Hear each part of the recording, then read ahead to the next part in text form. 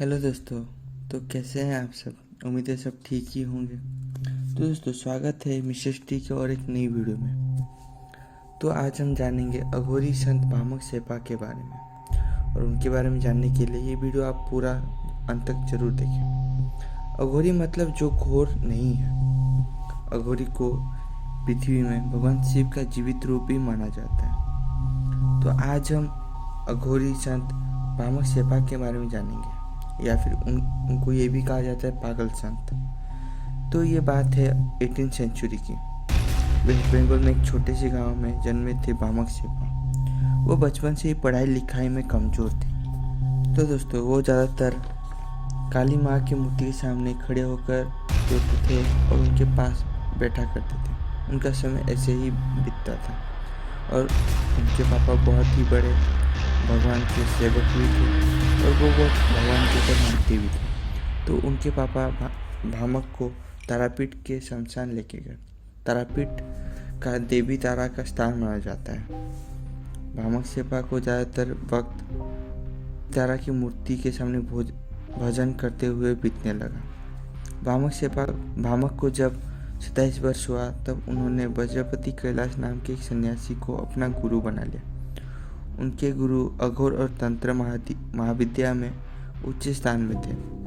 अक्सर भामक अपने गुरु से जब मिलने जाते थे तब उन्हें बहुत सारी आकृतियाँ दिखाई देती थी अपने गुरु के पास।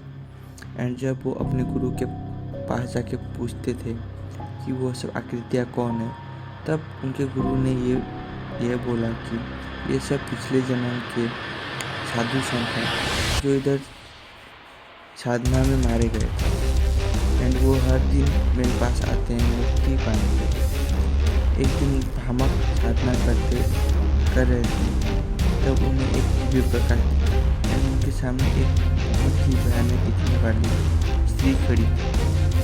एंड कुछ समय बाद उस स्त्री ने माँ तारा का रूप ले लिया और भामक को आशीर्वाद देकर वो चले गए।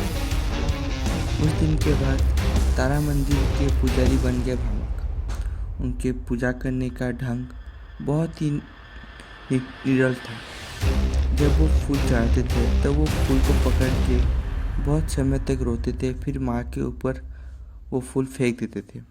उसी तरह जब भोग बनता था, सबसे पहले वो खाते थे, फिर जो बच जाता था वो माँ के ऊपर फेंक देते थे एंड बोलते थे कि माँ अब तू खा ले। यही देखकर बाकी पुजारी गुस्से से भामक को मंदिर से निकाल दिए। वो घटना के ठीक 4 दिन बाद वो मंदिर को जो राजा बनाया था, उनकी रानी को ये सपना आया कि माँ तारा मंदिर छोड़ के जा रही है। और उन्होंने ये भी देखा कि माँ तारा के पीठ में घाव हो गए हैं और उनके पीछे सियार और बाज उड़ रहे हैं।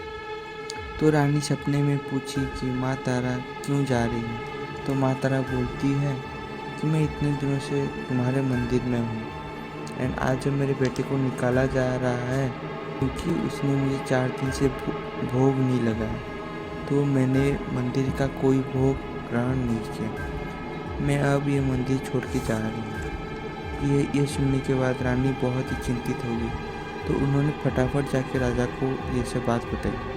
तो राजा ने अगले ही दिन भामक को वो मंदिर का पुजारी बना दिया। तो दोस्तों, ये थी भामक सेपा की कहानी। तो दोस्तों, कैसा लगा जरूर बताइएगा कमेंट में। अगर पसंद आया हो तो लाइक और शेयर जरूर करना और सब्सक्राइब भी कर देना। मिलता हूँ अपने वीडियो में, तब तक के लिए टाटा बाय बाय।